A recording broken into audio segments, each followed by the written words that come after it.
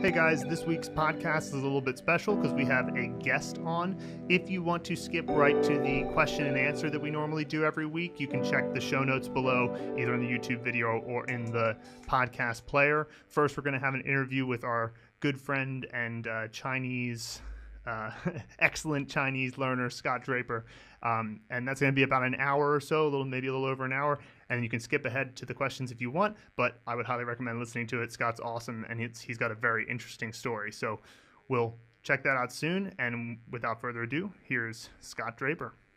Okay, welcome back to the Mandarin Blueprint Podcast. Today we have our first guest of the podcast, gentleman I actually used to do a podcast with before. Yep. And it's glad to have him back. Welcome to Scott Draper. Dream Team is back. You're being pushed out, mate. I'm a third wheel now. Yeah, but Scott was a longtime friend of both of ours, and was. Yeah, Scott was He's a longtime friend of both. Yeah. But today is his eulogy, and so we wanted to bring Scott on because Scott has always been an inspiration to us, I would say, because when it comes down to it, you started learning Chinese earlier than we did, and you learn Chinese more eclectically and naturally through your environment than anybody I've ever met, and it's really inspiring. So we wanted to bring you on the podcast mostly just to talk about what Chinese learning has done for you, and we can get into the details and stuff, but could you maybe first just say a little bit about your background, how you came to China and decide to learn Chinese?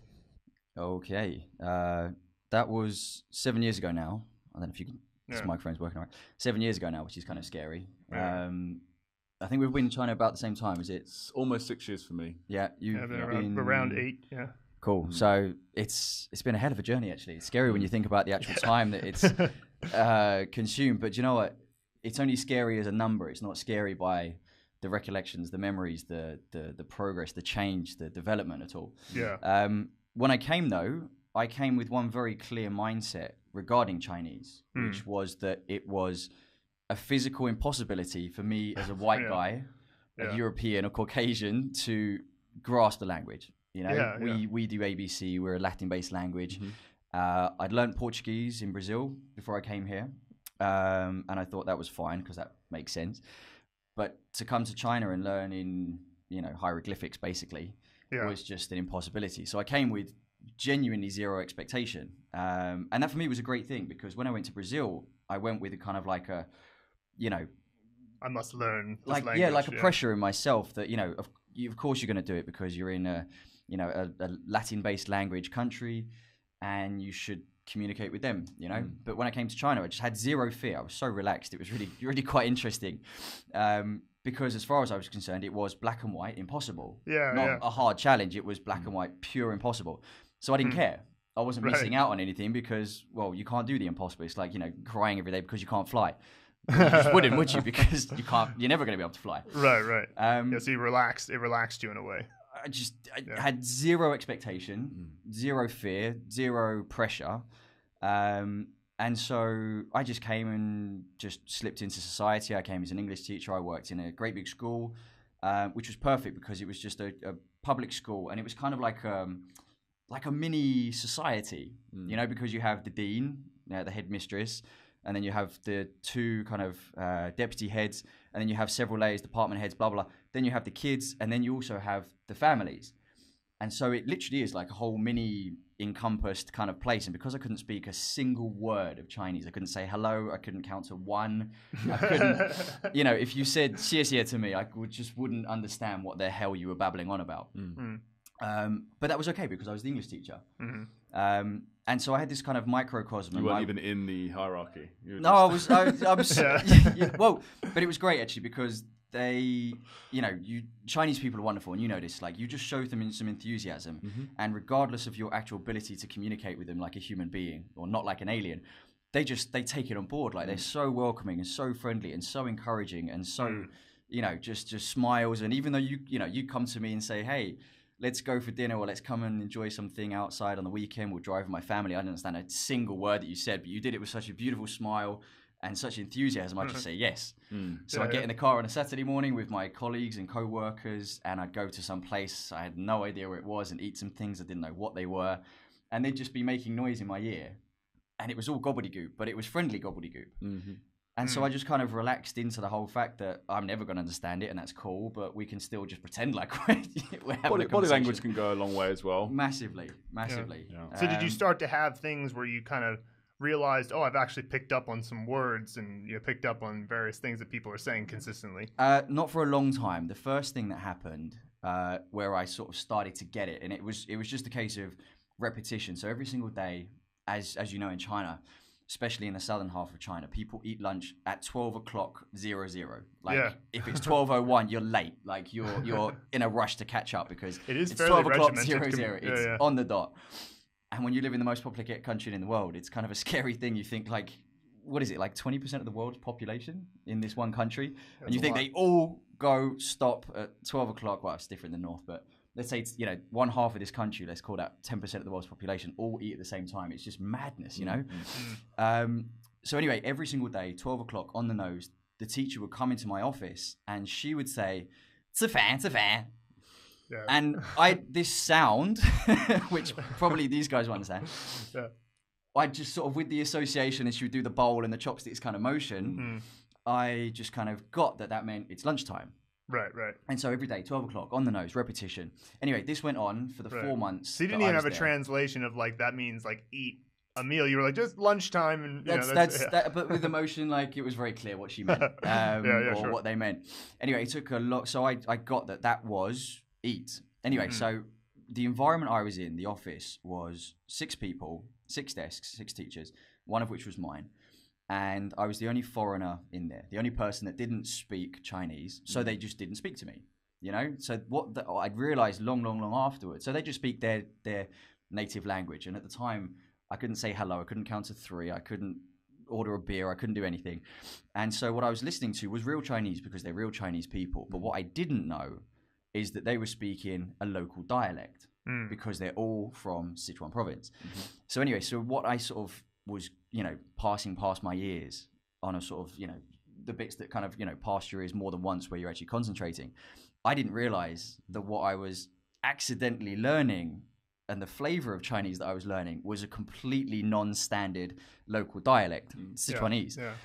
So did you think you were hearing Mandarin at the time? Like if somebody asked you, like, what I thought I guess was, I'm hearing Mandarin. What I thought was this is Chinese. Oh, right, sure. I didn't differentiate Mandarin and Chinese. I just kind of thought, it's like you have, that's it. This is just Chinese. I didn't really break it down into any level further than that. I thought Mandarin is just, one of the names that we have for Chinese in the West. Right.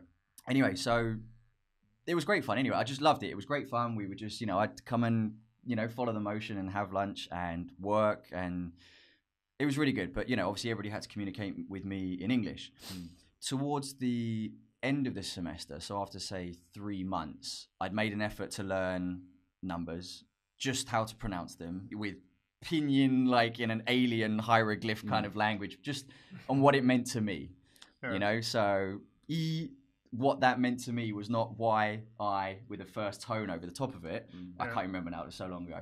But I've got a book, it's like a dusty old thing now with my kind of initial first steps. And if I was to go back, we'd all laugh at it, it'd be crazy. But that's just that's just what it meant to me. So I could reproduce the same sound. Sounds like some audio mnemonics might have been involved maybe. Like you were kind of, did you make like a sound associations? Exactly that. That. So I just wrote K-N-E-E, because obviously knee is the easy thing I can remember, and I'm just gonna, and then make a story in my head. I'm just going to knee you, not me, not him, not her, but you.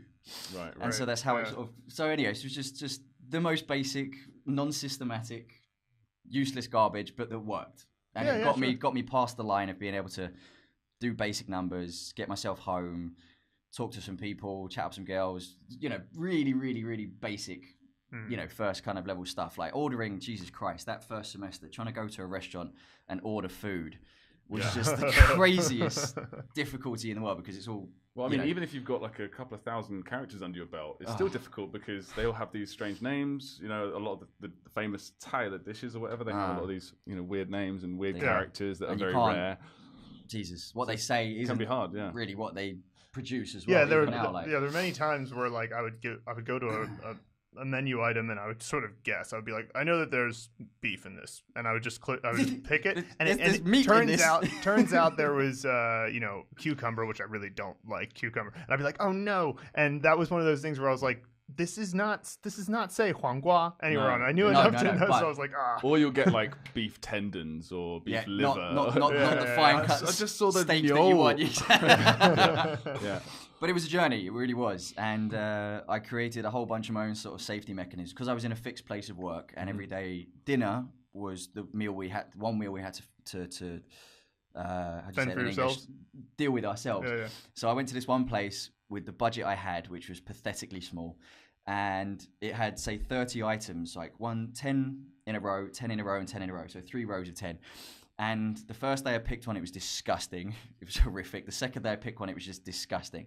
But my colleague, the one that could speak English, recommended this place because they had some really nice food. So I just decided from that day onwards, from the third day, I was like, I'm just going to start at 1 and go down. And in my head, I have a system then, because I couldn't remember which one I ordered the first time or the second time, because it was just a random pick and point. Right. So I went down the list, and as a result, I learned some dishes that I like now. And I'd sort of, go back to like number 3 or number 6 as a safety net. I never actually got down to 30 because I was just too. Well, by that point, it's a month, and you've sort of, you've worked out different places also have the flavors. Anyway, so for me, I didn't have any expectation on myself. No one had any expectation on me, and I was just enjoying the experience. I've just said some horrible things about disgusting flavors and stuff, but overall, the experience was friendly. You're allowed your opinion. But the experience was just unlike any I've had before. Sure. I went to Africa for a year. I went to Brazil for a year. Half a year, and they were what I was expecting. Africa is how it's portrayed in the media. The good, the bad, the ugly, and the beautiful. Brazil is exactly what you expected. But China was nothing like I was ready for at all. In terms of friendliness of people, in terms of, just how welcoming and warm and sympathetic and encouraging, and just, how... Just literally, they just welcome you with open arms into every circumstance. I want to comment about that because I think that I agree with you. I agree with you overall, but I think that part of the reason that you had that experience is a little bit of your personality, because you're willing to just go up to people and talk to them even if you don't know their language and whatever. And I'm much more shy in those situations, and I did discover it, but it took me a little bit longer because I would be the type of person who'd go, but I don't speak your language, so I'm not even going to go up to you at all, because I would convince myself not to do it at first because I'm more sort of 内向 in that area, which isn't to say that you're not right. I think you are, but I think sometimes you have to get through the initial barrier, because when you first see Chinese people, you won't necessarily, it's not like on the street, walking down the street, you'll find a lot of like a person see you and just be like, hey, welcome to, it's more like you have to get into conversation. Well, sort of, you say that, but how many times you walk down the street and people just literally blurt out, hello! Oh, yeah. Well, now at the time, like, obviously now we sort of look at that and sort of cringe, right? But at the time, like, anyway, so the point being, why did I say followed up from, when I was, I've been to God knows how many places, and I've lived in so many places before I lived in China. And so I had that direct step after step after step comparison, at which China was the last step. And so based on those comparisons, I can say for sure, without a doubt, the most welcoming, the most friendly, the most encouraging, the most forgiving of any place in the world. That's a good point. And that, Jesus Christ, if ever there was a bigger motivation in the world, I've never seen it, I don't know it exists. That is just the biggest thing, especially, oh my God, with regards to learning language, because it's a thing where it's very easy to feel embarrassed when you're sort of trying something for the first time, no matter what you're doing. But with a language, of course, you're sort of like, I'm going to get it wrong, or I'm going to be nervous. And because we know the pronunciation is so important here, the tones and stuff, I was just, Jesus Christ, once I learned that this was the thing, I was cacking it. Honestly, it was terrifying because, like, that's, it's not like in Spanish you can just say the pronunciation off, but they get the word still. Whereas in here, it's like, you get the pronunciation slightly off, you've cursed someone's family, or you've just, you've totally insulted them. And I was just like, I was thinking about that. I was so scared. I was thinking, I want to do a video about that, like how you can just so easily mess up a word. Like you can actually go up to someone in Chinese and accidentally say, to a waiter, you can just be like, excuse me, do you have a mental problem? Oh, sorry. Do you have ice?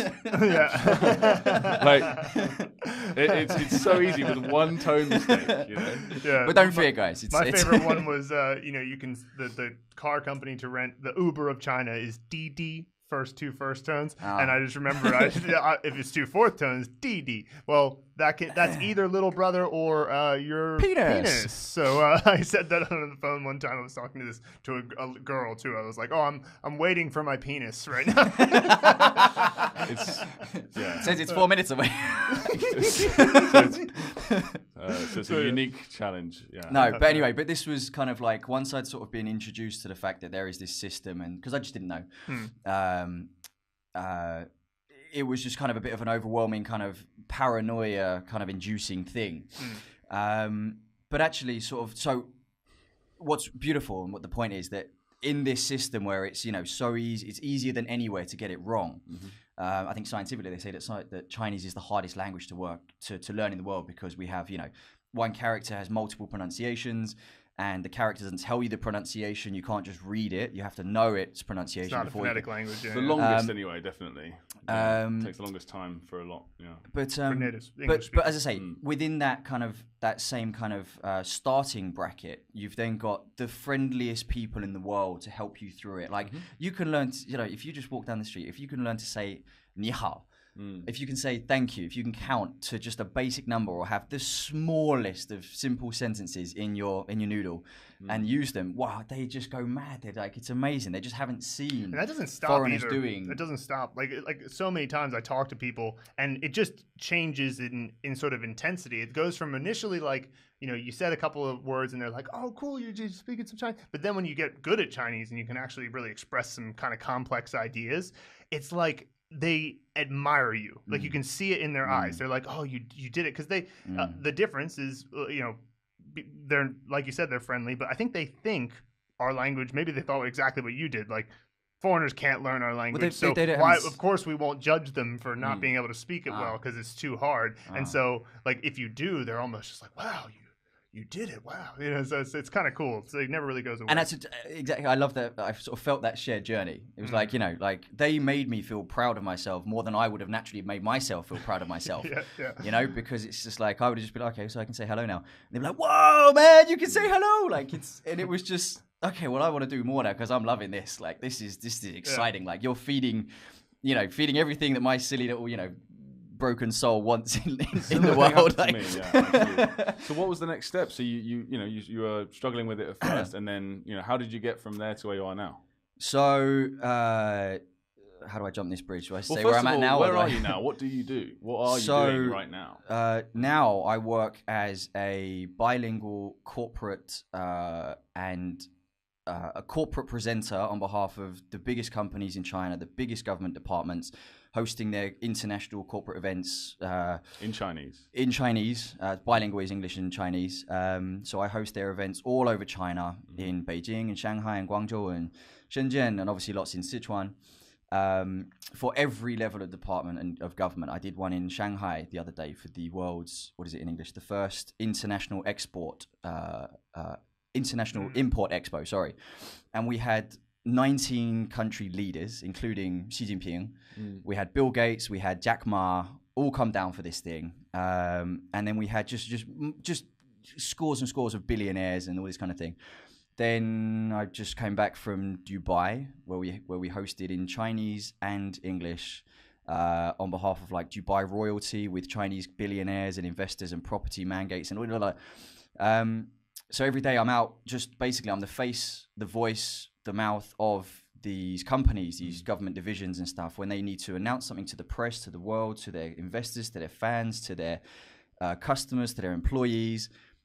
They prepare an enormous show on a beautiful stage. They invite hundreds or thousands or tens of thousands of people to come and enjoy the show, for example, a music festival, or a tiny core group of key investors, VIP exclusive media, and, top just select, multi-billionaire kind of investors. And they want to present something to them and leave a really good impression. Hopefully, it depends on what their motive is. They might just want to have a really good time if it's a music festival, or they might want them to invest billions of dollars and stuff if it's a corporate thing, or just announce a new policy if it's a government thing.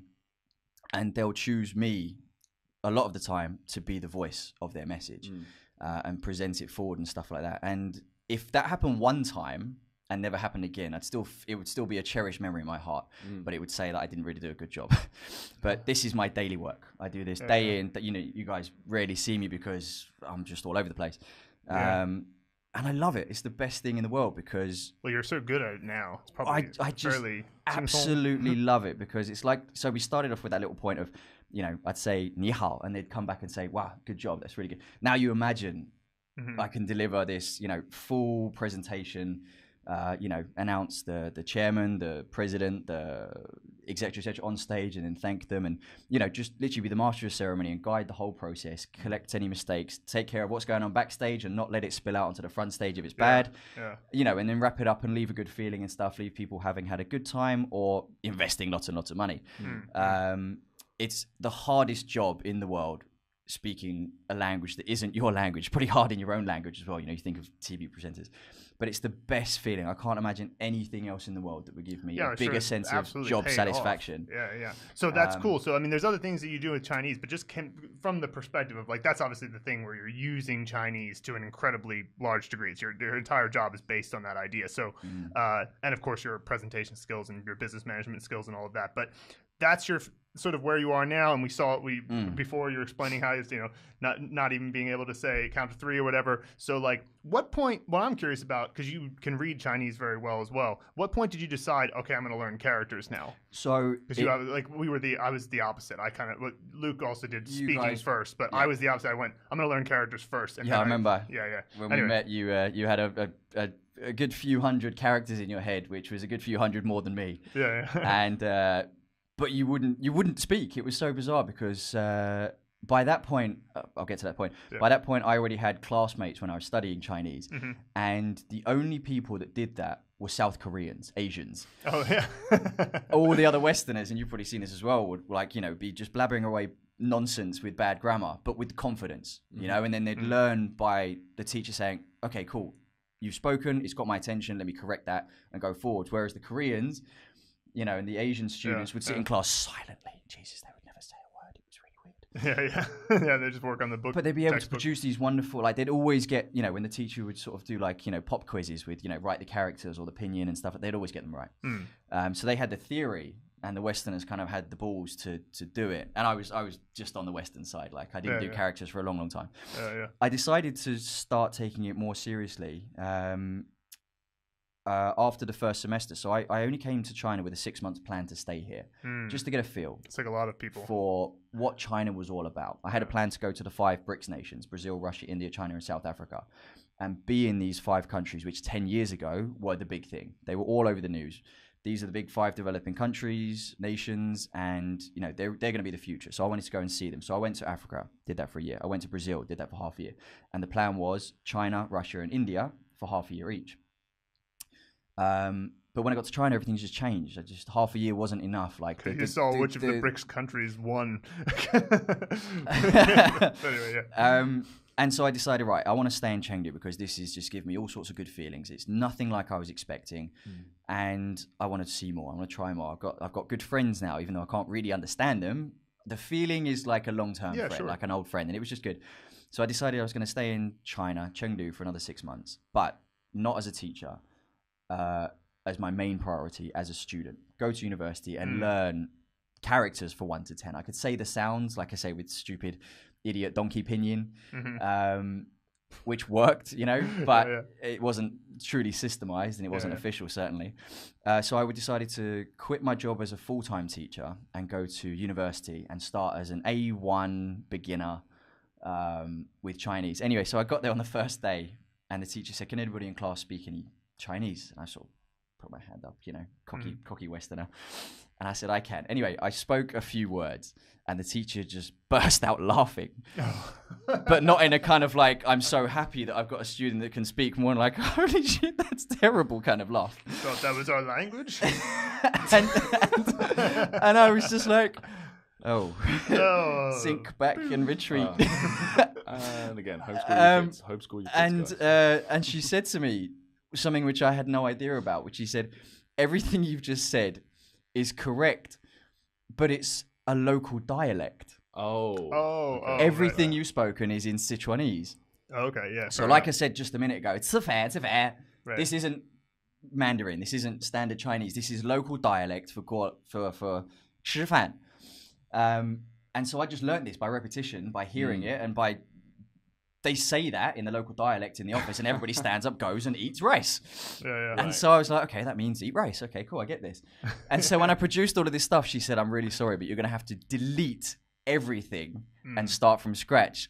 Oh my God, what a horrible first day. Suddenly I like her again. It was horrific, honestly. But then I learned that there is a difference. Then I learned that there is a thing called Fangyan, local dialects, and standard Mandarin. And so from that point, I sort of started with a system. But then their commonality is the characters. So like it's like that's the thing you can use. I hadn't learned a single character by that point. Well, right, yeah. Well, maybe I'd learned E. Yeah. Because someone told me that it's maybe 1, 2, and 3 I'd learned. Yeah, sure. And probably YING. Yeah. You know what I mean? Just the basic of the basic of the basic, probably 5, 6 characters, which was great, and I loved that, and I was so happy. I pretty called my mum and dad. I was like, I can read 3 Chinese characters. Look, 1, 2, and you can learn it too. And it was exciting, But again, it was just all good vibes. And so from that point, I started systemizing it. For the first year, if I'm honest, I just focused on speaking and listening. Because it was exciting, it was easier, it was more friendly, it was immediately applicable to communicating with the people and that I built up relationships with. And by that time you were doing modeling, you weren't teaching English anymore, right? No, so that point, I didn't have any work. Well, I had sort of part-time English teaching in the evenings, afternoons and stuff, because university was just 8 till 12 in the morning. And then the afternoons I teach English. But what I did then, which was the best decision ever, was when I started that semester on, say, the 1st of September, I decided, because I didn't have my school job, so I didn't have my school provided house, I had to find my own place. And I asked my friend to find me an apartment with Chinese people, like a shared apartment specifically. I could afford an apartment on my own, but I specifically wanted to live in an apartment with other Chinese people. So I went to a university, which is a very big university, and obviously surrounding areas just full of people renting apartments so they can have easy access to the university. So we went online. She found a thing. I obviously couldn't communicate with anybody. She got us set up with a meeting. We checked it out with the kind of the sub-landlord. He rented out the place and then was just sharing the rooms. And he was just a really, really nice guy from Beijing and 3 or 4 other people. And so he got a call from a girl. And he was really excited, right? Cool, with this girl coming out, she want to check the house. She brought me along, and he thought, actually, it turns out that I was just her friend. It was just with her, and she was looking for a house to live in. So he signed the contract in her name with her ID card and blah, blah, blah, and she transferred the money. And when I moved in, he was like, wait, what? But anyway, he was really cool. He was happy to have like foreigner stuff. None of them could speak any English at all. Pretty same as me, a few words. And we just started from there. And I was living with these people with a shared kitchen and bathroom and, the whole living room. It was just, I just had a bedroom to myself. And we just had to find ways to communicate, which was down to me. So it was a lot of dictionary stuff, word for word, and kind of, assuming the rest. Because that was 7 years ago. So we didn't have 4G and iPhones and all these wonderful services that we have now. So you was mainly learning just top down, just learning it based on informational, just like situational things. What is this? What is this? Yeah. So you learn like our friend Tony, who will also probably have on at some point. Absolutely. Do. Tony's amazing. It was exactly that. But I remember reading, because I went to university, same university as you two, for 1 semester, and then I quit. And I remember Phil using your old textbooks, because he was like a year behind you. I remember your textbooks were just filled with notes. Like, you were clearly very studious as well at some point. When Phil joined, I'd already changed university to SHÜN University. When I went first for it was the Sichuan Normal University. Oh, okay. So I was just there. So I was Sichuan Normal University for 1 semester for 6 months. And so I do my theory in school in the daytime. They just blast stuff at you, which probably about 10% of it really sort of hit the heart and went in. And the rest just kind of washed over me a little bit. I teach in the afternoon, and then all day, all evening, every evening, I would sit at home and I would write out the whole text of that lesson, all of it, on a giant piece of A3 paper and stick it to the wall. And then each word I couldn't do, I would underline it in red, and on a separate A3 piece of paper or several, write down the word and its meaning and its pinyin, and one at a time. And I stuck that on that wall.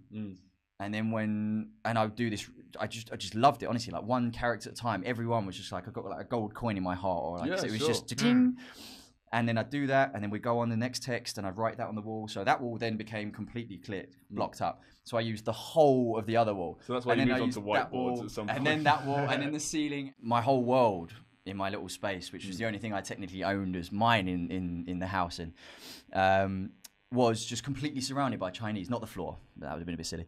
That would have been silly. But, you know, my desk, every single wall, and all the ceilings. So I just lay down and, Flashcards, or, you know, I just do...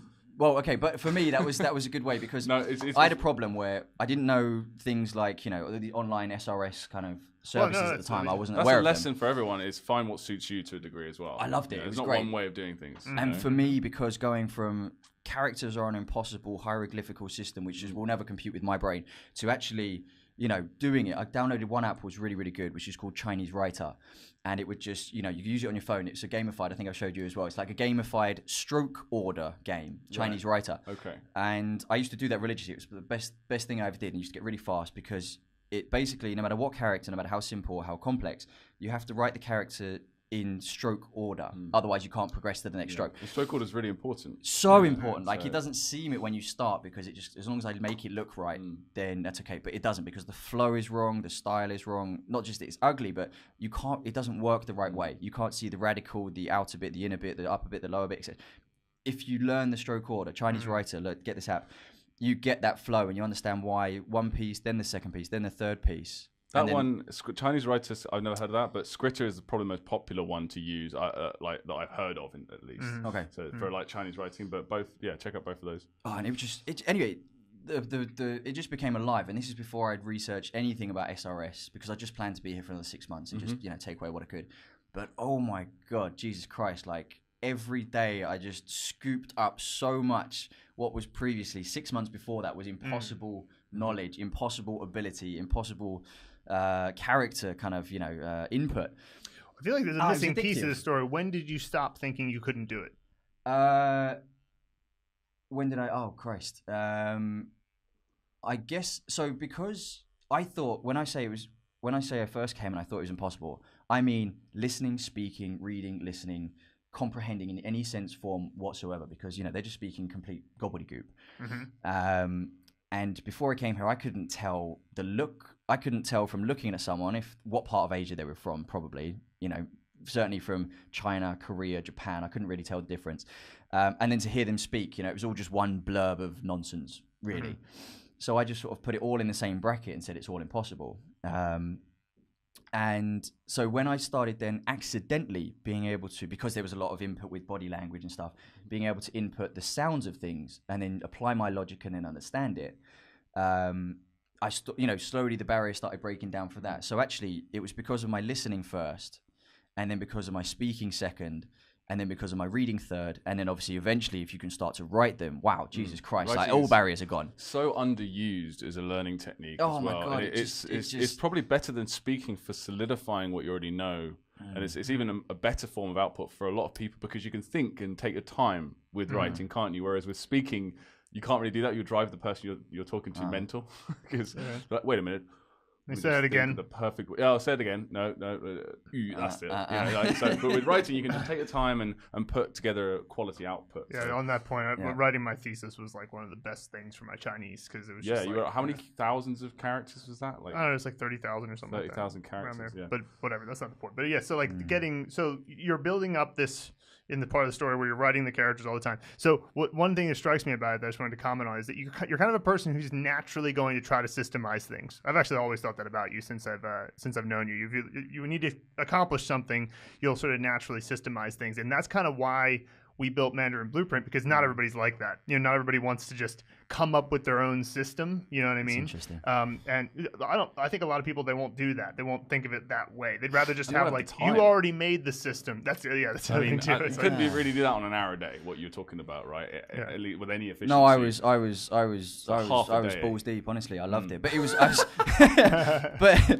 it was addictive for me. You know, But like just the fact that you did that, you do it so naturally. I don't even think you notice it. But like just the fact that you were like, okay, well, I'm going to write everything down and I'm going to underline this and whatever. Like, it's like that's sort of systematic thinking, because then eventually you end up sort of filling your wall and you kind of turn it into a game and whatever. And so that's cool that you did that, because that kind of it explains a lot. I always wondered to some degree. I was like, is Scott just like really super smart? Is his IQ like 150 or something? Because I was like, he just seems to pick this stuff up. But now I'm like getting a bit more insight into it. Like, so all those little things you were doing each day to day, and I imagine you were doing it consistently every day for a long period of time. Yeah, and also like I would. When I was a kid, I used to love watching the cartoon Dragon Ball Z, right? I used to love it. I don't know why. It's just big thing. And when you come to China and you live here, you realize that, you know, the internet that you knew isn't the internet that you can use here. Now we have tools to make things slightly more manageable. But I just had Chinese internet, and so kind of Youku. And I found that was on there, but it was in Japanese original audio, but with Chinese subtitles. So because it's old and I knew all the stories, I'd seen them all. I knew the plot line and I knew what was going on, even though it was in Japanese. And I just read the characters, you know. So I rewatched my favorite TV show from a kid, and just reading the Chinese characters. And because then you sort of get, you know, kind of the feeling, even though kind of it was all the sounds are in Japanese. Like Japanese shares 50% of the characters with Chinese anyway, so it's kind of like, you know, grammatically, kind of, you know, not too far away in kind of the way they put the what do you call it, yu qi, like the you know, emphasis and speaking. Yeah. Okay. And so I did the same with Avatar. Avatar's on Youku as well. It's full the movie Taiwanese. No, God no. The TV show, the animation, the original animation. It's like this beautiful, amazing story. I didn't know there was a Don't TV tell me show. Okay, well, I'm not going to go into it. The movie. You need to go and watch the cartoon. Right? That's why it's good. Not the Korra one, the original. And it's like I loved that. And I watched that again. It's got a full Chinese audio, which is even better, obviously, and the subtitles. Anyway, but it's brilliant when you find stuff like that for the first time, because you start getting emotionally invested in the content. Yeah, like looking at some textbook article. I guess I never looked at it that way actually, but yeah, like because I was just emotionally very happy with things. Like you know, like. It's like, you know, everybody has their favorite thing TV show they like to watch, even if you've watched it before and you watch it again. It just gives you that little buzz and stuff. I didn't think about it that way. I was just like, okay, well, I know the story, so I don't have to focus on trying to understand because I know what's going to happen each stage. Yeah. I can just sort of, you know, pull out the characters. And don't get me wrong, like I'd read a sentence, I could read one character, you know, if that to start with a lot of the time. Or, you know, I could pick up my YING, you know, like but then slowly, like, you know, I'm following this sort of series along, and you realize that, you know, within let's say every sentence is 10 characters, you realize you can do 1, then you can do 2, then you can do 3, then you get 9, then you can do 4 again. And it was just like, you know, you just sort of realize that it's an addictive thing. And because I was living with these people, and every day one of the girls would cook dinner at home. And so she'd sort of be, you know, in the kitchen, just sort of chopping up her stuff, stir frying her this, and, you know, you could smell it. It was so, wow, it was so amazing, the smell. And we'd all sit down for dinner. So every single day at dinner time, we'd have a conversation. So they'd obviously be able to completely chat between themselves, and it was great because I had no pressure to join in if I didn't want to. Yes. I could just sit in the middle in my own house, in our living room, and, you know, just let this stuff go past me, go over me.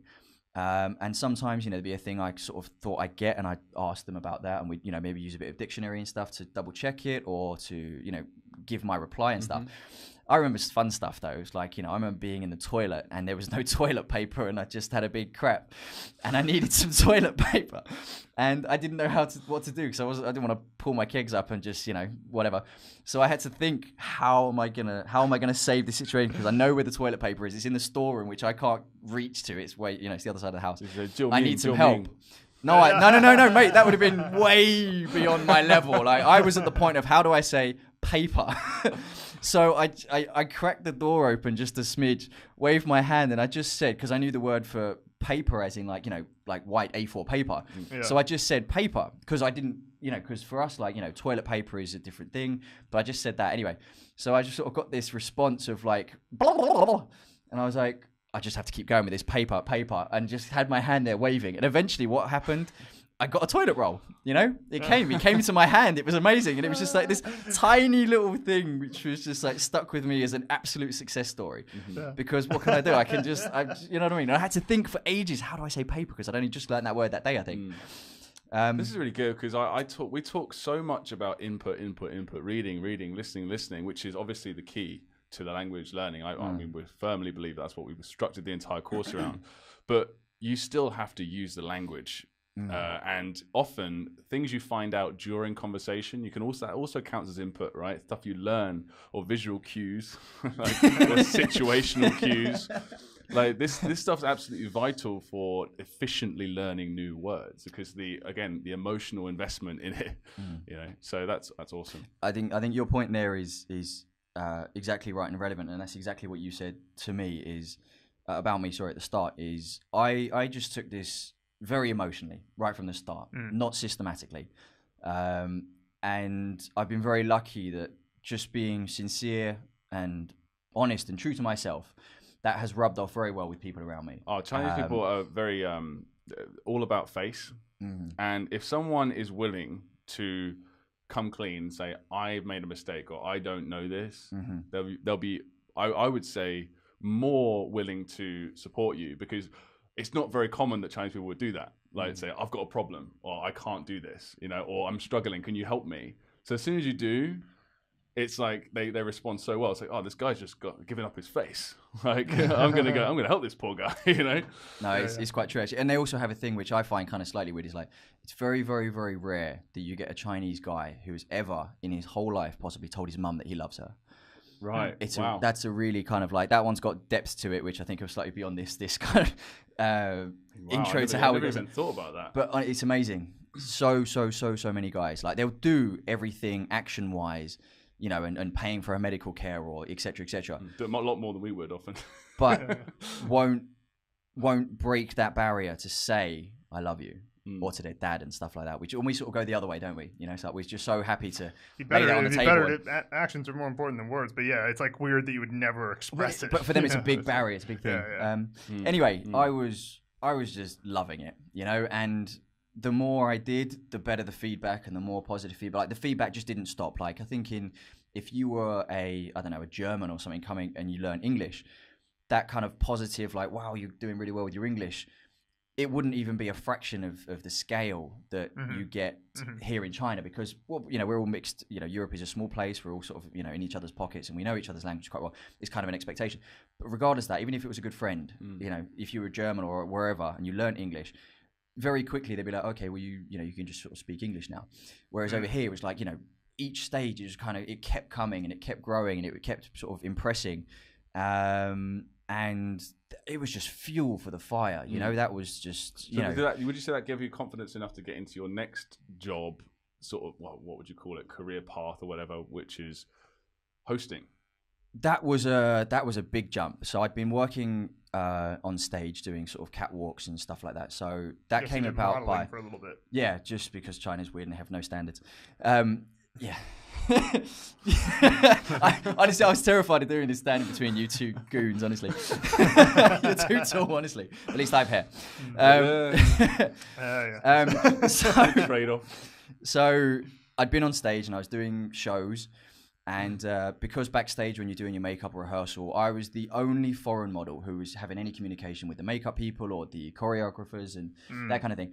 And one day, after I've been doing it for a little while, one guy, the owner of the brand, who I'd worked with every year, 4 times a year when they do the spring, summer, winter, and autumn collections, and we do the rounds, he said, "You actually speak some Chinese, don't you?" Like, and I was like, you know, like, we're having this conversation in Chinese, like, you know, as broken as it is. He's like, "Could you, at the end, be the last guy when all the models walk out in a little train, stay back and just say one sentence to the audience?" And I was like, holy shit, that's a change in responsibility. Like, I just, you know, I could normally come to these things, you know, hungover or, you know, in some terrible condition and just walk, you know, like pretending like I'm confident and that's it. But then this guy I'd worked with, you know, for 4 seasons, it was really cool. It was kind of an honor to have this opportunity. Right. So I said, sure. Anyway, he gave me a thing, which I couldn't read any of. And I took it home. And he told me the date, and I just broke it into pinyin, and it was probably all of, like, I don't know, 15 words. And I wrote this thing, you know, like, I made a big space on my cluttered wall with all my stuff, and that was the big thing. Boom, boom, boom, boom, boom. And I just drilled it into my head, like proper Chinese rote kind of, you know, just bang, bang, bang, bang, bang. I still didn't really understand it, to be honest with you, but I knew how to say it. And I asked my housemates how to pronounce it, and I just sort of copied them, basically. So before I could understand what the meaning of it was, I could produce the sound. And so I just basically, that time I went on stage with just that. And I did it and got a great response, got a fantastic applause. He gave me a little hongbao, little red envelope of money and stuff just to say extra thank you. And again, it was just more, okay, good job, well done.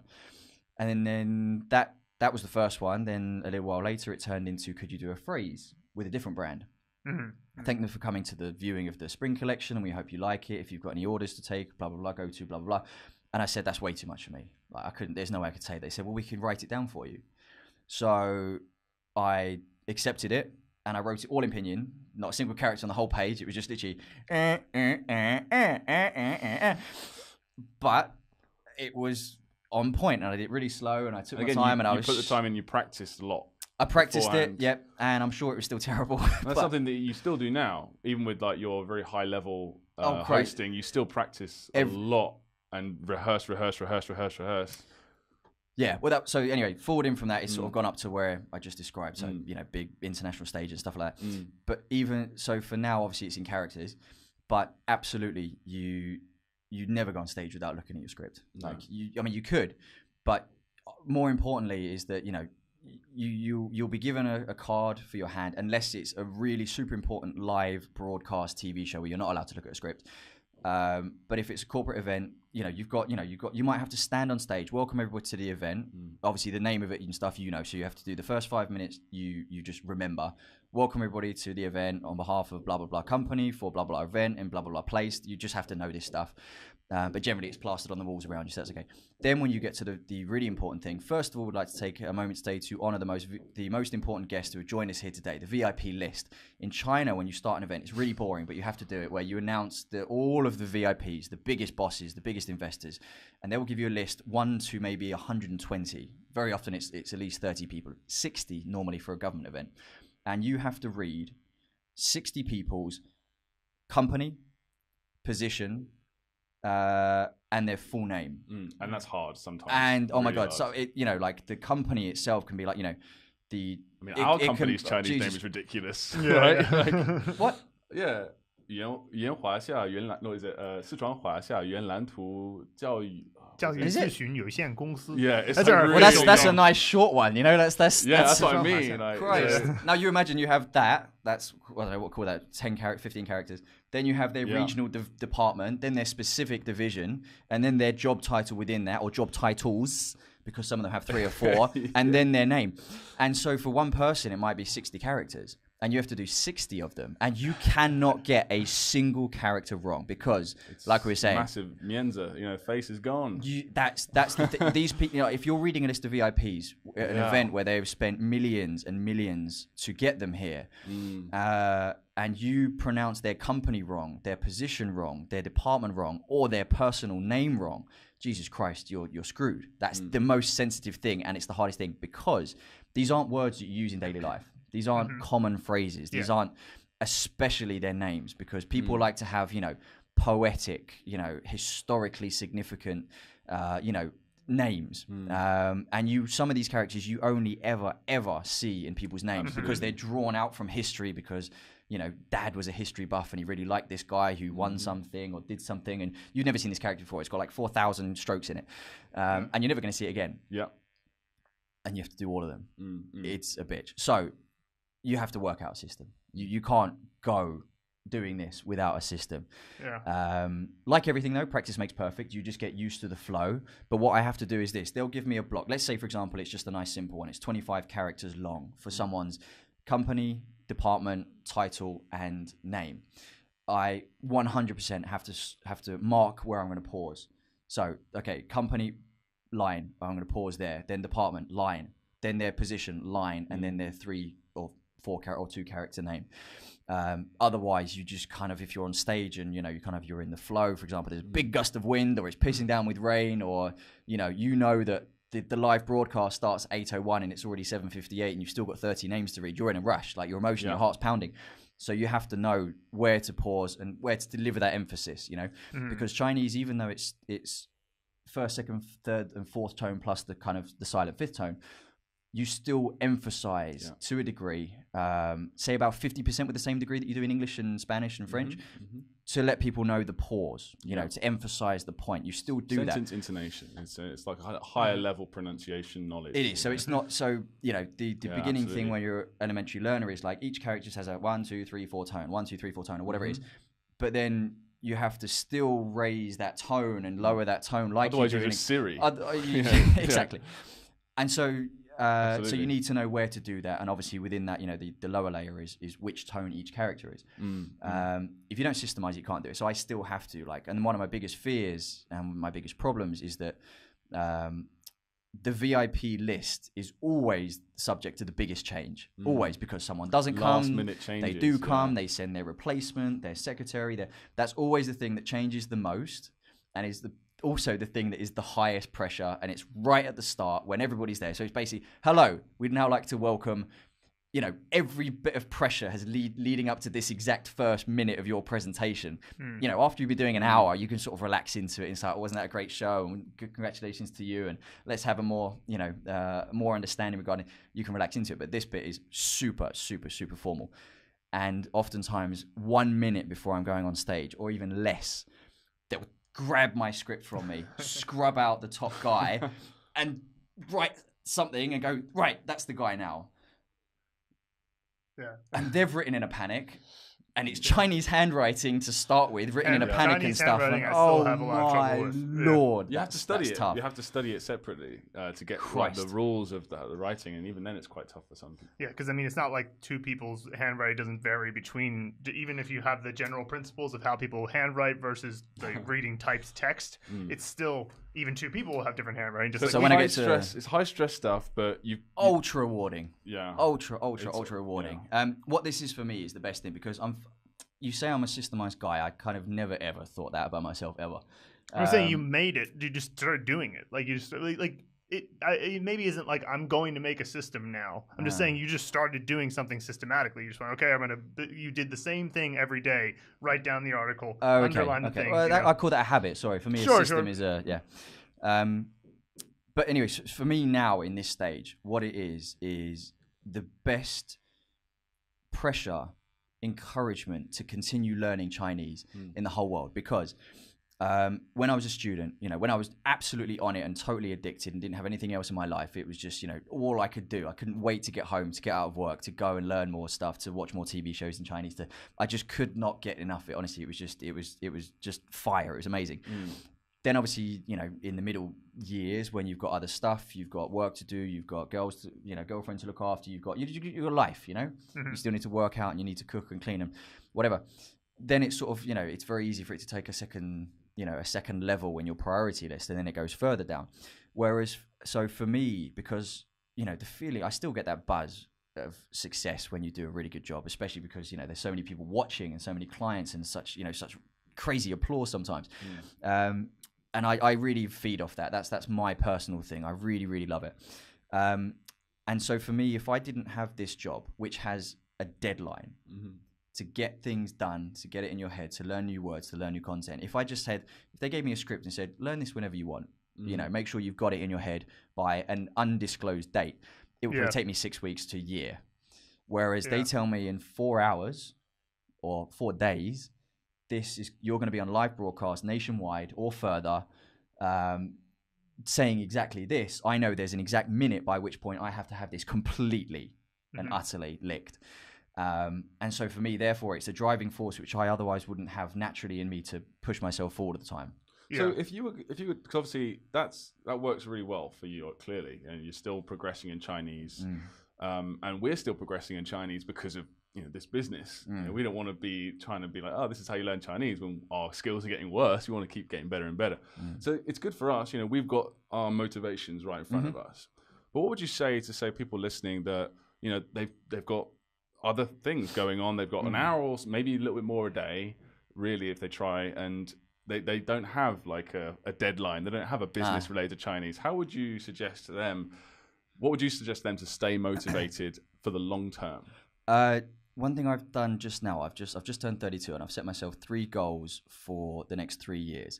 And this is purely an artificial, you know, creation of my mind. So I've got, one is fitness, one is Spanish, and the other one is first-rate level standard Mandarin pronunciation, which is what you get on the national TV news broadcasters, the tightest, scriptest, hardest level of national broadcasting across the whole China. So China, unlike many languages, you can actually grade how standardized, how close to perfect your Mandarin is.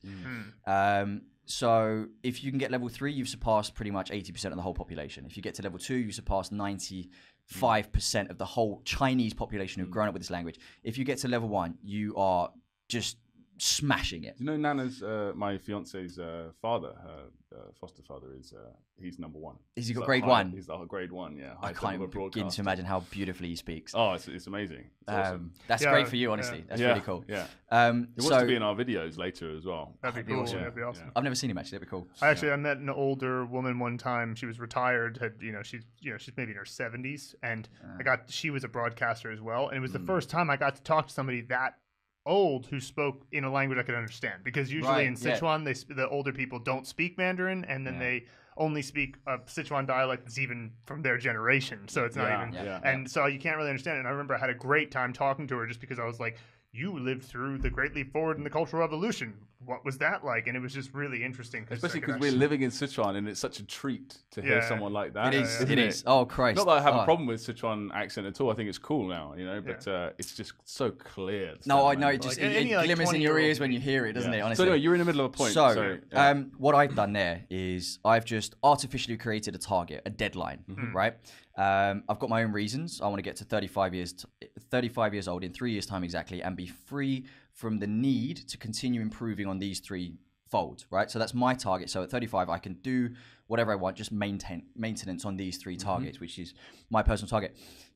Create yourself a target. Give yourself a deadline. For example, you guys have, I think you say like you can do 80% of, is it the most common few thousand words in a matter of weeks? You guys have put that there, which is great. And they've only done it because other people have done that, and we know it's completely possible. I've seen so many people come through your live classes when you did that, and now through your online classes. So unless you have a serious problem or a serious kind of difficulty, I'd say to anybody watching, set yourself a target and be on that point. But more importantly than that, I'd say you definitely got to kind of keep it at a point where you're not just racing through the numbers or the words or the content for the sake of finishing on time. More importantly, to find your way to let it slowly sink in. I noticed that another point on top of that is that Scott, I used to do this in a notebook, but Scott does this on whiteboards around his apartment. I don't know if you still do that. Yeah. Write down your goals, and I even used to write down my goals on a daily basis, my long-term goals, and I think that's absolutely key. They've got to be smart goals, they've got to be specific, measurable, achievable, realistic, and timed. But I think that's probably you got to know where you're going. And only you can know why you made that point. You don't have to explain that to anybody. But I've got my 3 that's targets. Important. You said I have my reasons, and I just wanted to point that out. That is you do need to know what the higher purpose is of all of it. Like in the sense that it's not something you need to necessarily think about every day, but you just need to remind yourself sometimes. Because say you're a year into your goal, and you're not the type of person who have this problem, but you're a year into your 3-year goal. It's very easy for this thought to creep in.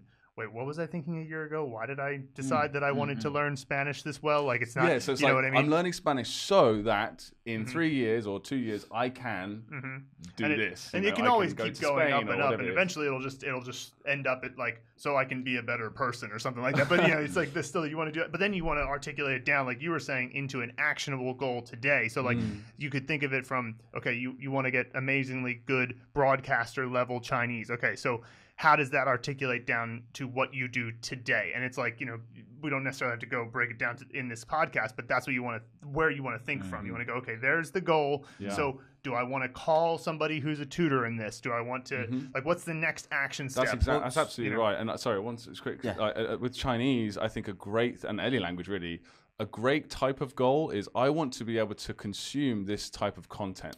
I think that's a really good one. For example, what I did, I said, I want to be able to read Game of Thrones in Chinese. I want to get to that level. And that gives me a really good motivation to be able to, I need to learn these amount of characters and this amount of words. And I did it. And I read Game of Thrones and it felt awesome. I was like, okay, next one. Regarding goals, do this. I'd say if there was any one thing, you have to have goals. But what kind of goals? Make a goal that will make you happy. Tickle you. Make your life feel good for yourself, not for anybody else, because the biggest dropout I saw of students in university when I changed from Sichuan Normal University to Sichuan University, which I think the number 6 or 5 in the country or something. Something like that. We started with like 100 students, and 8 of us graduated. Wow. And after I crammed the 4-year course into a 3 years, but even with that time, we lost 92 students. Wow. Was that people didn't seem to be enjoying it for themselves. So a lot of people would come on the basis that their parents had sent them or said it, or they had some other kind of, it wasn't for them really, and so they just. Or I would argue they don't have as much like proactive. I'm going to figure this out. I was just about to say exactly that, because if you've ever read the 7 Habits of Highly Successful People, the number one rule is people that are successful are proactive. They don't let life happen to them; they happen to life.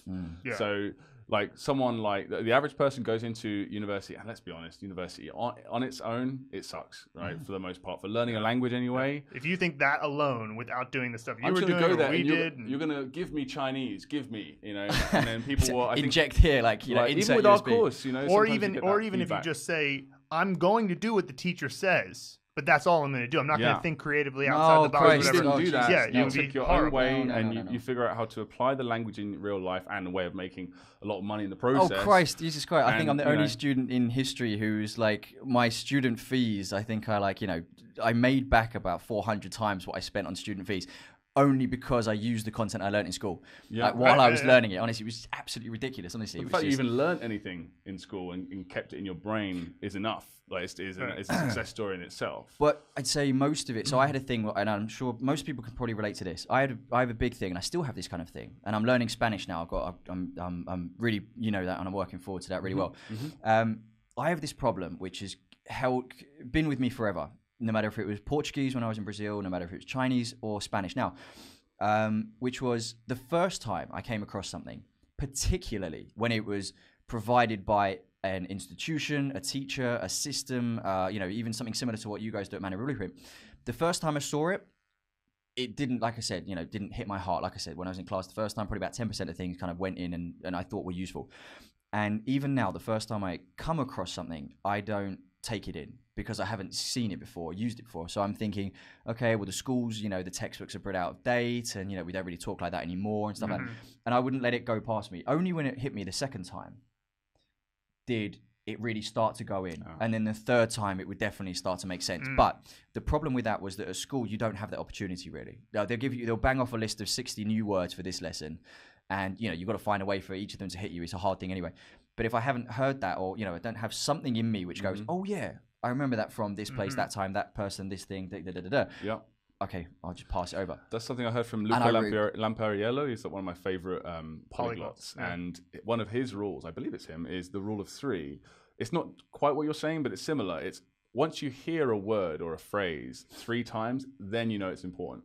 That's obviously if you're constantly reading and listening. Otherwise, you're not going to hear anything. Right. Anyway. Which is exactly why you need to keep reading sometimes, and not just stop every time you don't understand something. Because sometimes you don't understand something and you go, well, let me go look this up. Maybe it's not worth looking up, right? You don't look up because or you're going to see it very soon after that. You're going to see it again, and then you see it again. But another thing about the what you were saying just now with the sort of recognition of what it's connected to and what you already have, I don't know this, I've never seen this before in my life, so it's hard for me to connect to it. You're the best example I've ever seen of somebody who goes out and figures it out from life, right? But what's cool about what we do at the Mandarin Blueprint Method is we say you can actually manufacture that stuff, because the meaning is independent of the language. Like, so there's a new word that means like, I don't know, something to do with your that would be relevant to your photography business in London.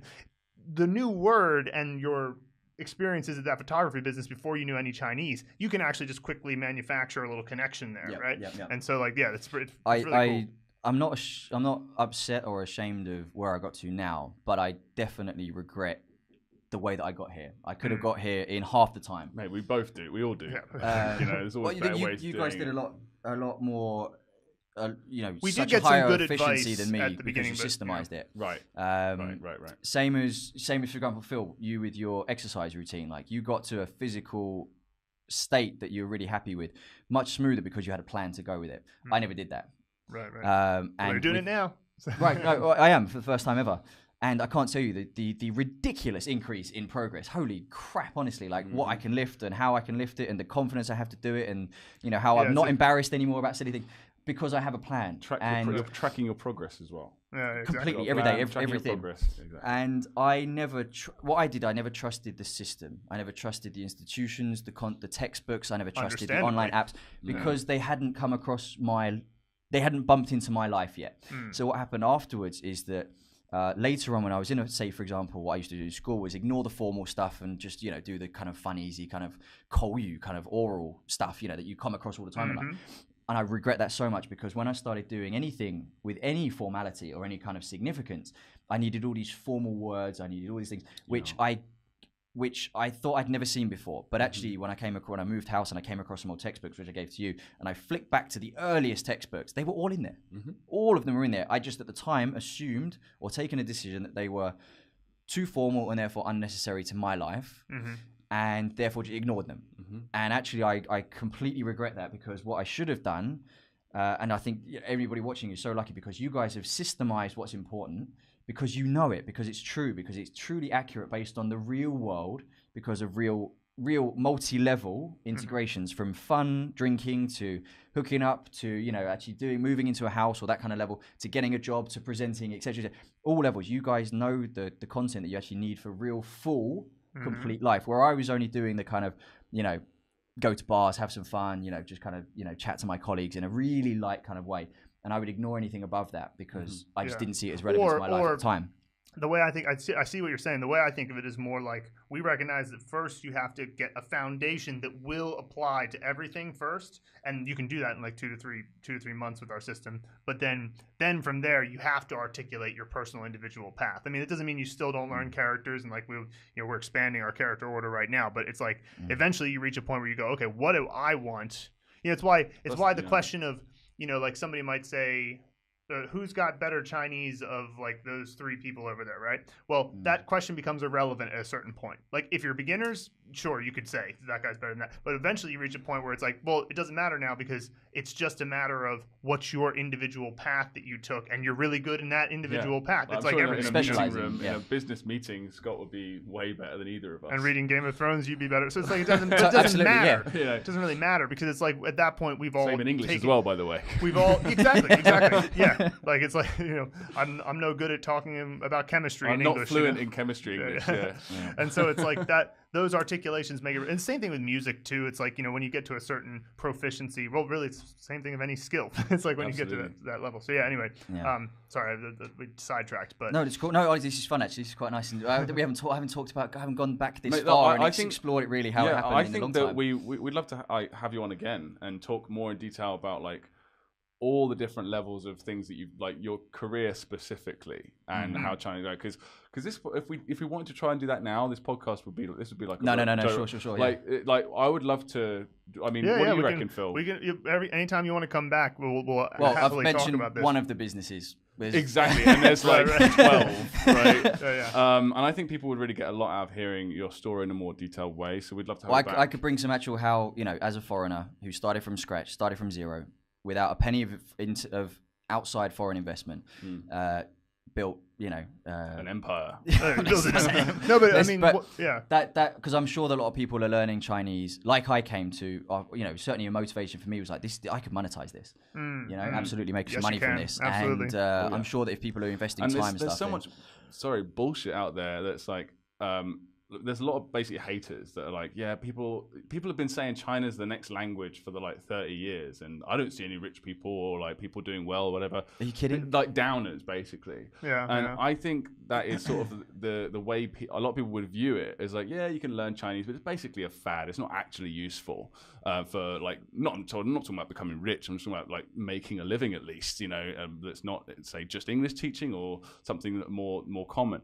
Like there's so many different things you can do with it, and I really want us to delve into that. But cynical fools. We've got to get into these questions from our clients and stuff. Otherwise, but this has gone on for 5 hours. I want to say this final. thing is a bit of a capture. Although I do want Scott to be involved in a couple of question and answers. But I want to say this about like the story that we've been talking about so far, which is that once you reach that point where you can start to become the individual you are, and just do it in Chinese. Really, it's one of the reasons why I think learning Chinese is something that more people who have never considered doing it should consider doing. Because suppose you're a piano player and you're a piano teacher, let's say. Well, there's nothing stopping you from doing that in Chinese if you get your foundation in Chinese, and then guess how big your clientele just got. Oh my God, right? you make fortune. Jeez. Exactly, and that's just one thing. Like, what's your thing? Just ask yourself, what's my thing that I'm pretty good at? Even if you don't have, maybe if you're younger and you don't have a profession yet, just think about what's your personality like. What could you, what things are you attracted to in terms of interest, in terms of skill? Like, what are you naturally more skillful at? And then just say, okay, why don't I do this in Chinese as well, and then just make your potential opportunities go that much further. I've got a vision in my head, a big poster with you saying, "I want you." Yes. China wants Learn you. Chinese. No, but there's so many reasons why it's going to be awesome. All right, so let's do a couple of questions. Yep. There was a couple of questions that came in this week that I thought you might have some comments about. So first, we have this question. This guy, Daniel Leo Simpson, he joined the course this week and immediately had a bunch of comments that he left on the course, and so we're happy to have him on board. And he said, "Wow, before hitting start course, one almost has to pause and consider for a moment the impact of this quote-unquote single step, which begins this exciting journey. Reminds me of the end of 2001 Space Odyssey. Something wonderful is going to happen." And I really like this attitude. You know, yeah, so it's from a Lao Tzu quote. Oh yeah. So yeah, well, I can't remember the Chinese. No, I actually looked at it a few days ago, but it basically a journey of 1,000 miles begins with a single step. So right. I guess you're sort of like looking at the sort of in awe of the sort of the mountain task ahead of him a little bit here. I like his Daniel Leo Simpson. I love this positivity and enthusiasm. It's a hell of a lot more I had. Like I said, I came with zero. You know, I wasn't in any way negative nor in any way positive. And that was that left so much room to go upwards in excitement and, you know, satisfaction.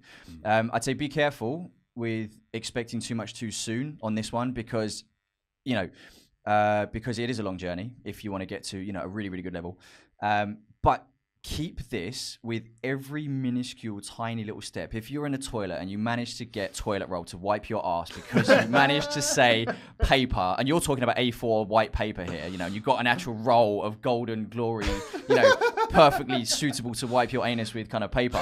Like, enjoy every tiny success, you know, because it exceeded my expectations. No, anyway, so what I did throughout this whole journey, and if there was anything to take away from that, was every single tiny step, I loved it. I enjoyed it. I was proud of myself. You had a little success on, winnable exactly. games. It really was, and it's not 1,000 miles of misery. You know no, no. That's up to you to decide, though. Right. It is, you know, that's totally up to you, because you could be like, "Oh, I have to get to this point. If I'm not at that point," I've done that with so many things in my life. Like, why don't I have the physique that I want? Why don't I have the bank account balance that I want? Why don't I have the woman that I want or the car that I want? And, you know, I would always look at, you know, people that had them up there and me be down here, and I'd be like, well, why aren't I just teleporting to these things?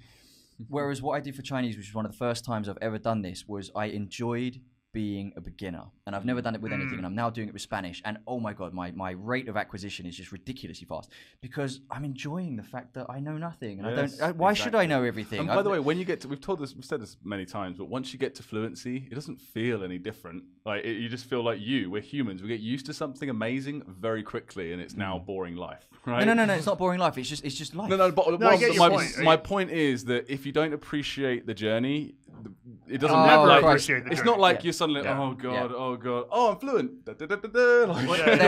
Everything's happy. You know, that old accolade, isn't it? It's like life is a journey, not a destination. Exactly. That's exactly the kind of, you know. I love these quotes actually. I'm like, through the years, you hear these when you're 10 years old, but only when you get slightly older. I'm showing my age here.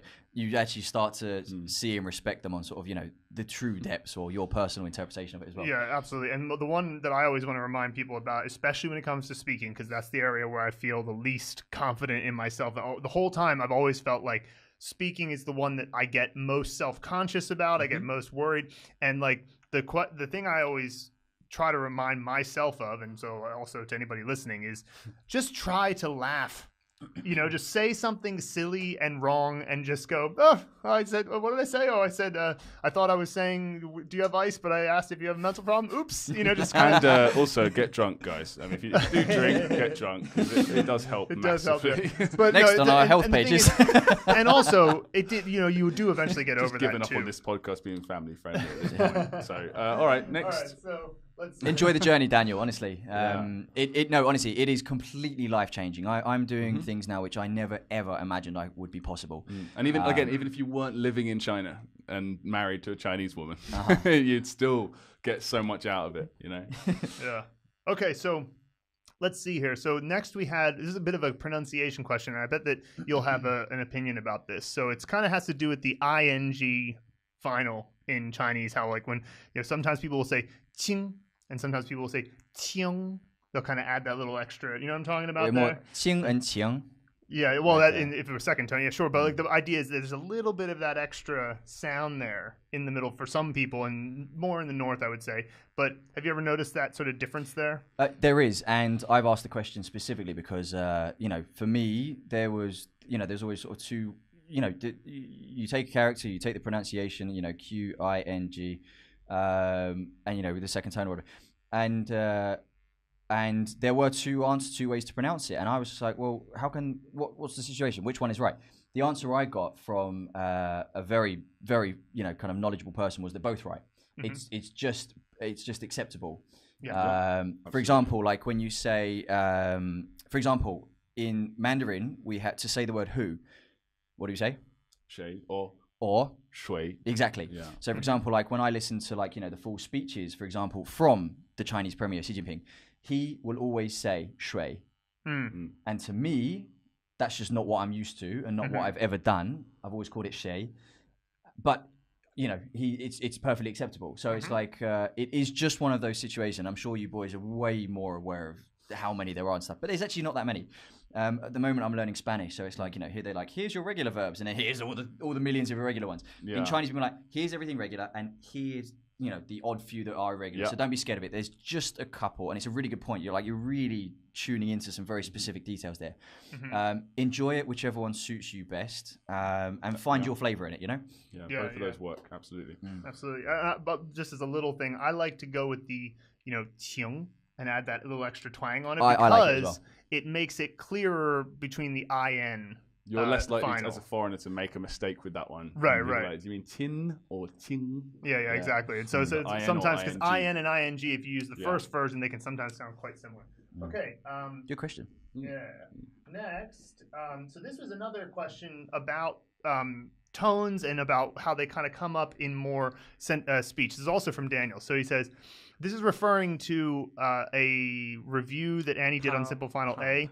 Yeah, so he says, I don't hear fifth tone, I hear first tone, but the pitch of the first ta is a higher pitch than the second ta, which to my ears is clearly, quote unquote, held, i.e. the first tone, but at a lower pitch. So he's kind of making he's making a distinction between what we'll say is a singing tone, ta, versus maybe the fifth tone if it's a bit high but shorter. What he's referring to is Annie, where she's saying ta pa ta. She's like ta and ta. It's still first tone, but the second ta is slightly lower. And I remember answering it. It's just a habit of the way people speak. Exactly that. It's one of those things that is so subtle that we didn't bother to include it. We knew about we know about every single pronunciation thing that pretty much comes up in the entire language, I'm pretty sure, right? But there's a bunch of little mini things like that we left out of the course on purpose because it's so small. And it's one of those things that by the time you even bother to are able to physically notice it, you'll be at a high enough level where you have a grounding and you can just accept these little things. But well, that just goes to show that Daniel's got a good ear. Seriously, the only thing I'd say on this point is that generally speaking, I don't know if you guys would agree with this rule, is with regards to the fifth tone, for simplicity, the way I sort of did it was treat it as just like light breath and short. So it's kind of like if you were to do like a first tone, ta, just halve it and soften it by 50% as well. Right, exactly. It's such a light, I don't know. It feels fifth tone is so easy to overanalyze. It's usually quite simple. It's the easiest one to say. It's just just the sound. You know, basically short, light, quick. Yeah. And and that whole point that he's making there, it's like the way I think of it is it's almost like if every single first tone, if you had like a sentence that has four first tones in it, if all of them were exactly the same pitch, I can see how it would sound a little bit awkward. So they might have a slightly lower, slightly above. But again, you don't really have to think about it too much. Just you know, shadow a little bit more and mimic the Chinese the speaker. And just be confident that anything you hear from ANNY and well, hopefully us now, I'm pretty us as well, is going to be standard Mandarin. Right, and any audio that we give you will be correct. And you might like, for example, we have Jerry, one of our good friends. He does the male recordings of all of our content, and Annie is our associate and a very good friend as well. They have amazing Mandarin, standard as anything. Right? Maybe it's not grade 1 broadcasting level, but there's about 5 of those people, including my fiance's dad. So, you know, it's okay. It's always going to be fine. If you hear slight differences, that means they're correct, and you can absorb whatever ones you like, you know, as a general rule. So. Yeah. Cool. All right. Next one, simple question from Julian on the new vocabulary unlocked section. He said, "When would you use 可是 over 但是?" Any thoughts on this, a few Scott? Of these. 可是 so 可 is more positive. It's more, you know, affirmative. Than dan. So, for example, if I was to hear the word 可是, they both mean but, right? But because 可是 also is very easy to sort of becomes 可以, or you know, it's like an acceptable solution. Whereas dan, like it's like but hold the brakes here. Like it's very so it's more of a kind of like, you know, it's like that was all great, 但是 you're shit. Whereas like, you know, that was all great, 可是 you could improve a little bit. Right. Absolutely. And so you know, like how it would, that's what I would see. Right. And see what Scott did there was he said, what are the characters? Well, 可, what are the other words that 可 is in? And then you can figure it out from there. And I mean, that's one way to look at it. Such a positive word, honestly. Like, And you can just use dan by itself, but you can't say 可 for but. It means something else. You know, so there's actually about 5 differences or 6 maybe that I already replied to Julian. In this context, though, it's but. Yeah. But that is what Scott said is definitely the main difference between these two. But 但是 both can be used interchangeably. But if you want to like 但是, like if you want to really like sort of more emphatic. It's more emphatic. It's not necessarily negative, but it is more emphatic for sure. 可是 is like softer and oftentimes, like you say, it has a positive connotation a lot of times. Okay. All right. So next one. This is pretty funny. So one of our suggestions that we give to our students when they're learning a new vocabulary word is to do a quick Google search, image search of something that they associate with the word. Now, it could be their association, or if they're not sure with their association, without the right characters. They would sometimes search the Chinese because, for example, if you search 早饭 versus searching breakfast, you're going to get 2 different results because of the difference between what Chinese people think of breakfast versus what Westerners think. And so Ryan Smith on the new vocabulary unlocked lesson, I believe before Mian, he says, others might appreciate this warning. Don't use Google image search for your vocab card for 下面 in public. It apparently carries the meaning of private parts in connection with the given meaning of the lower parts. So yes, this is another, just like in English where we'll, you know, we might say his backside, or we say the backside of the I don't know, the building, right? We can say, you can mean just the lower part, but naturally you can understand why people might say, oh, that's your tactful way of saying your private parts. So be careful with that one. Also, you know, it's absolutely, if you want to go ahead and have sort of racy or even raunchy pictures in your Anki cards, we're not going to stop you. Do. But really, just remember, please. A lot of the times you're going to be reviewing these in public, right? On your laptop, or you don't have to like do what I used to have to do before I changed it and stopped doing this, was in a corner of the cafe. Like, you know, so no, honestly, seriously, like make it goofy, make it stupid, make it extreme, make it unforgettable. You know, like when I was, you know, I went through, you know, building stories and stuff with each character. Like I say, I used to do it on whiteboards and stuff. And, you know, I'd break the pieces up and I'd be like, I just create a stupid ass story. I didn't have anything like the system that you guys have created here. It's phenomenal. I just made my own quirky stories, and they were so unforgettable that, like, you know, I'll never lose them even when I'm 80. And I've just had so much fun with it, honestly. Like, I've just enjoyed being silly. Like, I've allowed myself, like I said, to be a beginner and be stupid and childish. And you know what? That feels great as a grown man, to allow yourself to sort of, you know, really tap into that, you know, otherwise kind of sealed down stupidity. Because it's just forced me to learn, or just spurred on so much learning and so much absorption. It's wonderful. Yeah, absolutely. All right. Some good questions, actually. Well, we get some good ones. I think why don't we do this is one last thing that we do with Scott, and it's more just because I think you'll enjoy this because you didn't do these mnemonic scenes to remember characters. So figure we share one mnemonic scene, and I'm just curious what your reaction is to how cool these people are. All right, so to get in the zone. This is from Ryan Smith, who's given us loads of great scenes throughout the last few weeks. So this is character number 87, SHĒN, SHĒN, right? So the location is his parent-in-law's stoop. So the first tone, so it's going to be outside the entrance. There must be a stoop there. And so a stoop is those few steps that lead up to like a brownstone or something like that in a city. What's usually a brownstone? Yeah, I'm learning. Oh man, just to get my notepad out. Porch. Yeah, well, it's specifically the steps. But anyway, so sorry. the actor is Sean Connery. So that makes sense. The SH, Sean SH. Then we have the props are a handheld mirror, which is representative of 字, and I get that because you're going to look at yourself through the handheld mirror. Yeah. And the other part is Tai, which is Dexter's lab from Dexter's Lab, and of course he's a genius in that cartoon. So those are his two props. So we got Sean Connery, handheld mirror, Dexter from Dexter's Lab, standing on his parent-in-law's stoop outside the house. Okay, and his keyword connection, he says, is a poisoned water hole. Toy Story's Somebody's Poisoned the Water Hole. I guess, do you guys remember that from Toy Story? Somebody's poisoned. Yeah, it's one of Woody's phrases. Right, because the key word for this is somebody. So somebody's poisoned the water hole, and then poisoned is being made apparent by it being green with bubbles breaking on the surface. So that's his connection to the idea of somebody. It's an auditory connection, but it should work. All right, so the scene. Sean Connery notices that there's a small pond, i.e. water hole, in my in-law's yard. Every time he looks over, it's getting greener with more and more bubbles. But the culprit is out of sight every time he looks. Finally, he pulls out a handheld mirror while looking away and catches Dexter silently cackling while adding more poison to the water hole. I like that. Yeah. Ryan's really creative.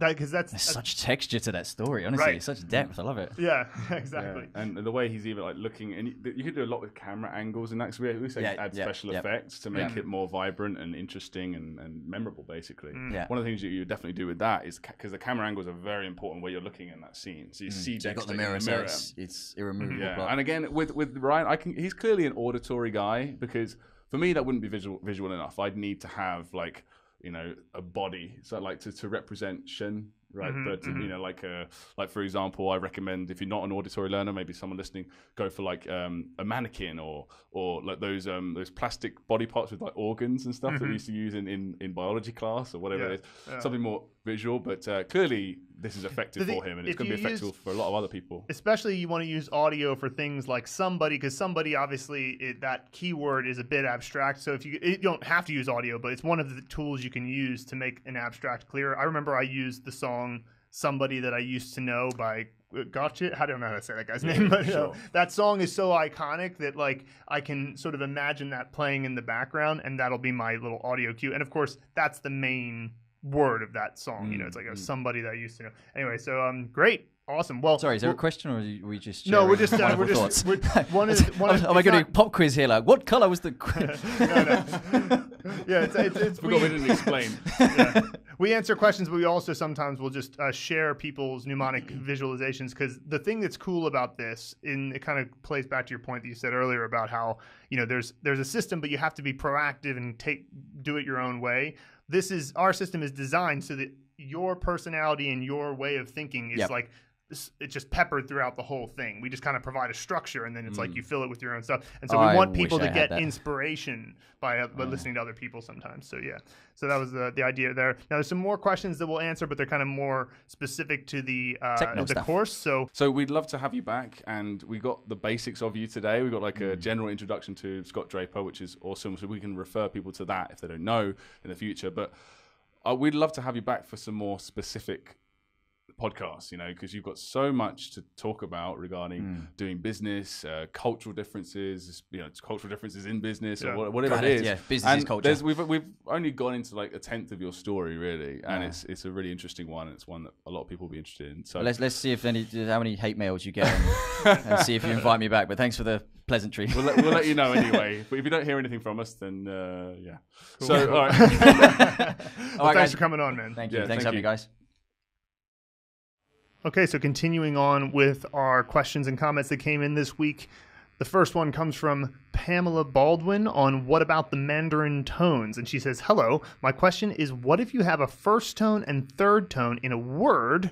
Do you think of outside the house, then the bedroom? So what she's referring to is that first tones usually take place outside of the entrance and third tones take place in the bedroom or living room. But they take place in those locations when you're learning an individual character, not when you're learning a two-character word.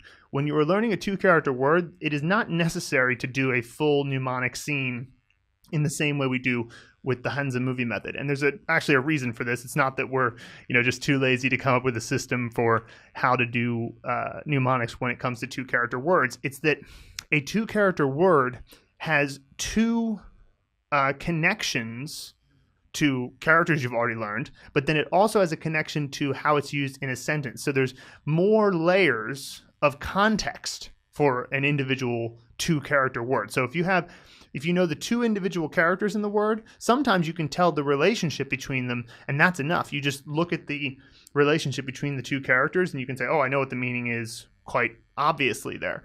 And then other times, if you don't know the meaning from that, you can see it in the context of a sentence, and because you have the other words in the sentence, that will help you remember. So usually what we do with words is we just try to have you make a connection to the meaning of the word from your real life, do a Google image search and put that image into your Anki card, and then also if you have any other personal connections, just make a quick note about it in your Anki card. And that usually is enough. I mean, it is enough. I've done it many times, and so has Luke, and so have many of our students. It's unnecessary to go through the extra effort of coming up with a brand new mnemonic visualization at that point. Next, from Daniel Leo Simpson again, he said on the how to make a movie with SHĒN, so this is in the very first level. He says, all Make a Movie lessons will contain a stroke order picture. Script 2, so he's quoting what we have in the actual lesson. What we say is script 2, Sherlock Holmes places a giant toothpick directly in front of 10 bowling pins, and then from the other side of the room hurls a razor blade horizontally.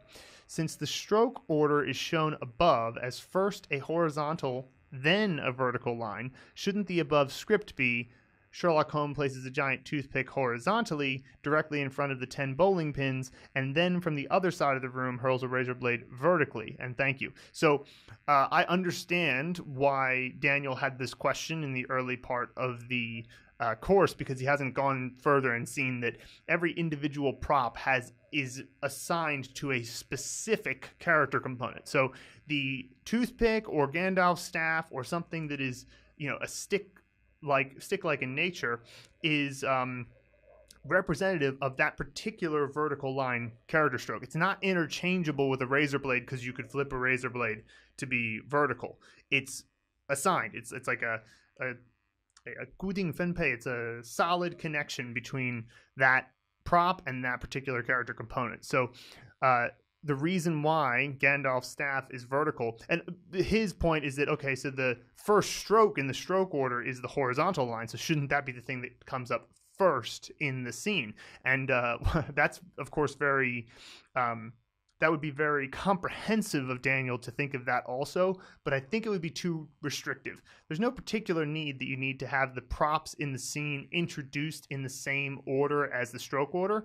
And then also later, props are sometimes going to share strokes. So the stroke order in our experience is not something that needs to come into play as a part of the mnemonic scene, because stroke order is kind of a separate system, and there's going to be videos about stroke order. There's about 12 stroke order rules, and we have videos about all of them throughout the course, so not too much to worry about there. So if you are thinking that, it had never even occurred to me that somebody might think of it that way, but if you're thinking of it that way, don't give yourself that restriction. It's not necessary.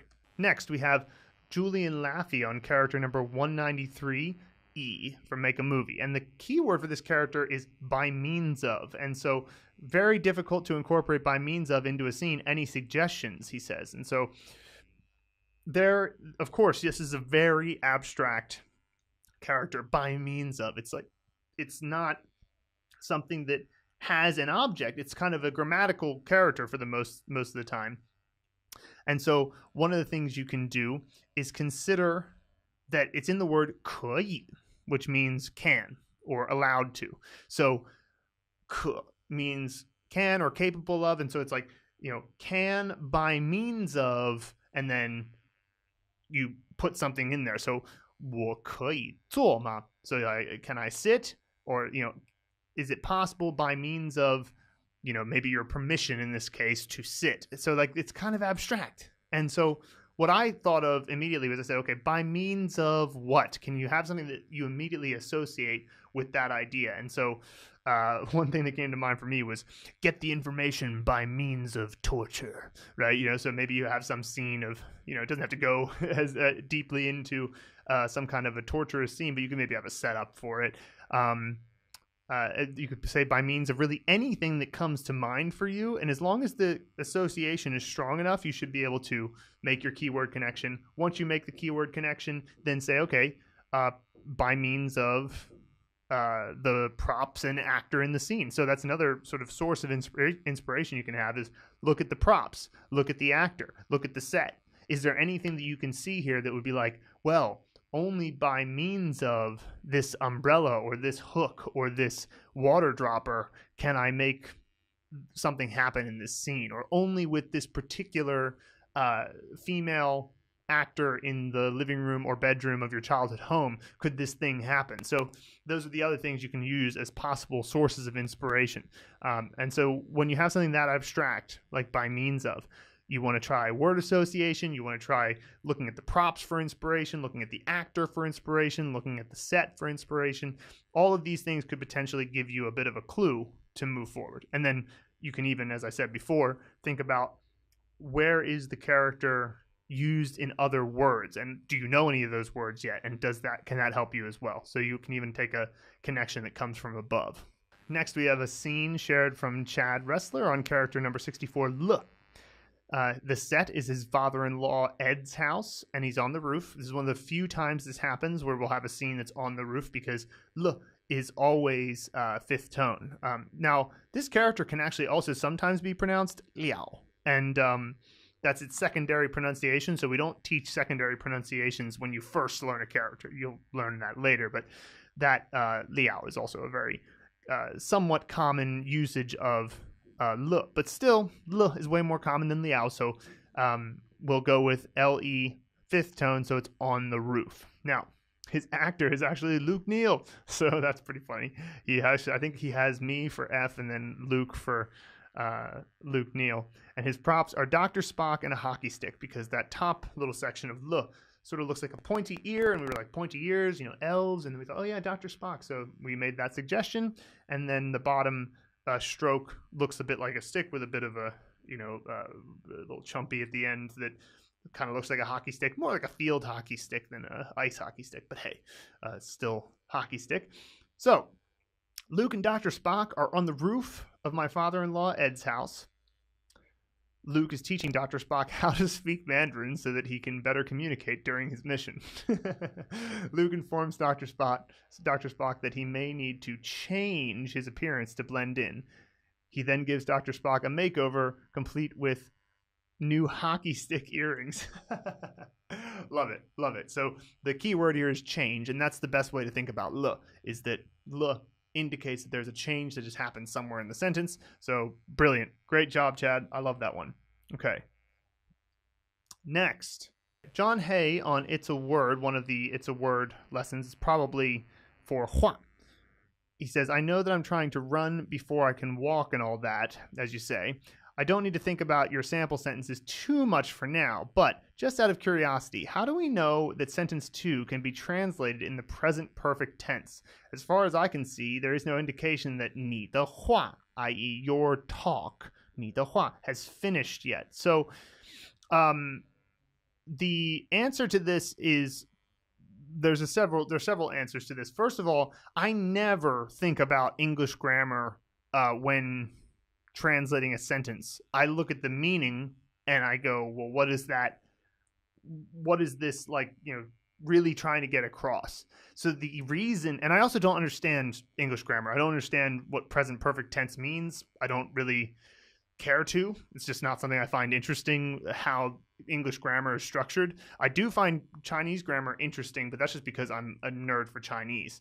And so when I translated those sentences, I just looked at it and I said, what is the meaning that is getting across here? So I wish I had a better answer, but I did want to get across that translation is not the same thing as understanding. Translating something into your native language is not necessary for understanding what the sentence means. And they might seem like you would have to, but it's definitely not the case. And actually, when you try to translate after learning a bunch of Chinese, you discover you're like, oh, geez, I'm trying to translate this thing and I know what it means, but I can't figure out how to articulate that same thing in English. And what this tells me is that there are certain structures when your language is made entirely from non-alphabetic sort of hieroglyphics, that certain things are not going to be able to be directly translated. They're going to have to be broken down into their base meaning and then re-articulated up into the translation, which is part of the reason why I don't find translation as a career path at all interesting. I mean, I could do it because I know Chinese and English, but I find that process to be just not very interesting, not very fun, and it requires this knowledge of English grammar that I don't care to have. And one of these things that's like really important, the main point I'm trying to make about this is that you don't have to think that understanding of the mechanics of grammar matters all that much for successfully becoming literate and fluent in Mandarin. It's not a requirement at all. Grammar comes after fluency. It's a understanding of grammar, at least the original origin of grammar as a concept. When linguists first said, hey, there's this thing called grammar, everybody was already speaking fluently. So it is obviously not necessary to learn grammar before you become fluent. Now, it can help in some ways for adults, but it's something that, when I looked at that sentence, I just said, this is the best way I can translate this from a position of meaning. I did not directly translate. And actually, I specifically don't directly translate because you end up making sentences that sound ridiculous.